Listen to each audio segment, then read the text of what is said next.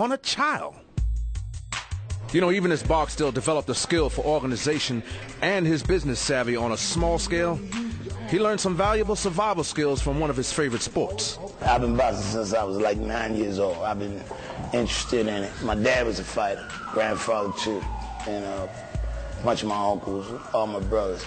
My mom, you know, she couldn't afford daycare, so she would leave us at the gyms and like that, and that was how it turned out. I first met Larry Middleton at Nick Trotter's on the block, because that was the first gym I had stumbled into. He was like a dad to all of us, Larry Middleton. You know, nobody in the projects had a father. And, you know, he brought a whole lot of new discipline to us that we wasn't used to, like the no cursing.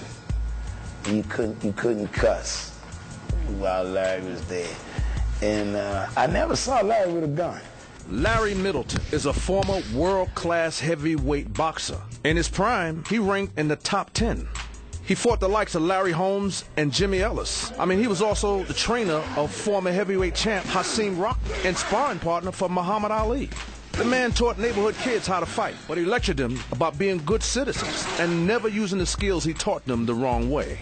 Middleton would even go to his boxer's home to team with his parents in an effort to keep his guys out of trouble. Well, Bodie, he didn't warn them. They kind of didn't want me to come to their house.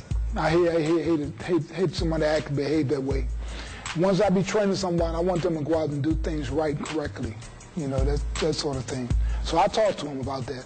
I always try to talk and change people around, you know, around. I feel like I let him down. I do. I really do. I feel like I let him down because even though I didn't have any aspirations to become pro, you know, because I'm much too cute for that. And, you know, that's a joke, man. All right. I was never an advantage taker. You know, I never went out looking for some guy that I knew he couldn't do nothing, you know. But when we had this business disputes, it was the lesser of the two evils. I mean, you know, instead of putting my finger on him, I'm like, you know what I mean, strike him. And he get the message and he get the money and that type of thing. Another one of his boxing mentors was Marvin McDowell. Now, he's a former lightweight champion, Maryland Hall of Fame inductee, and the owner of Umar's Boxing Gym. Like Middleton, McDowell also tried to steer the teenagers like Bodie away from trouble. I know Bodie from boxing, you know. Was he good? He was all right, you know. I'm saying he could have been a whole lot better if he stuck with it, you know. But, you know, he was good with the hands. Now, somebody on the street, they had a problem. But, you know, somebody in an organized situation, as far as like I was in boxing, you know, with the techniques and everything, and running and getting in shape, it's a whole lot different than the street.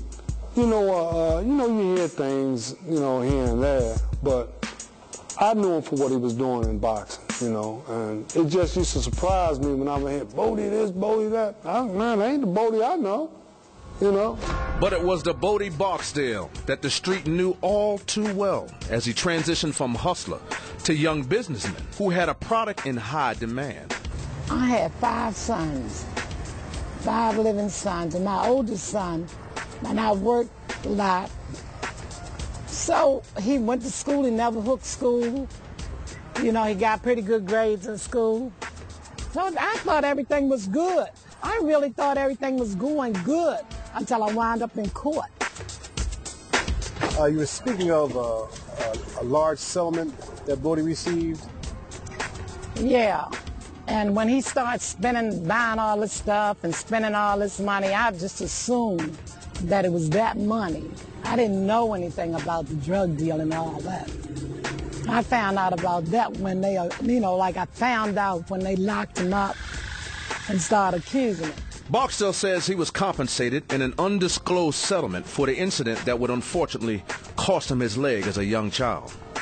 Money was put in a trust that he would have access to when he reached a certain age. I mean, you know, you can call it what you want, but I had to work 3 jobs, a couple of jobs to make ends meet and everything.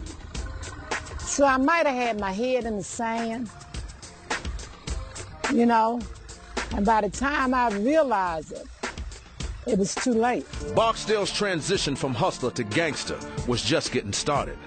Before the transition, he quickly discovered that the transition was not going to be easy.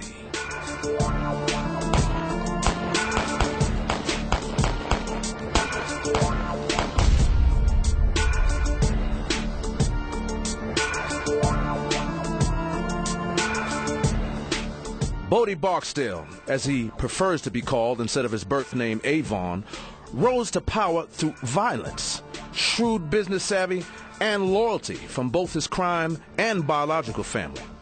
Violence on top of violence helped Barksdale carve out a huge territory to run his lucrative drug operations that brought in millions. But managing that territory was not easy. Bodie Barksdale has the scars to prove it.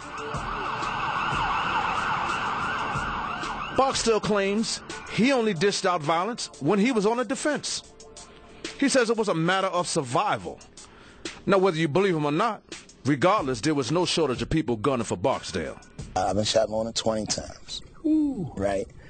And I've been paralyzed. I was temporarily blind. And I got shot. Guys came to the hospital. Shot me in the head. Came to the hospital? Yeah. And shot me in my head and put it in my mouth, came out the back of my neck, right? And, you know, I got shot a lot of times. That's so amazing. It was horrible getting shot. No, that ain't a myth. He still got bullets in him. He was crippled. He was paralyzed for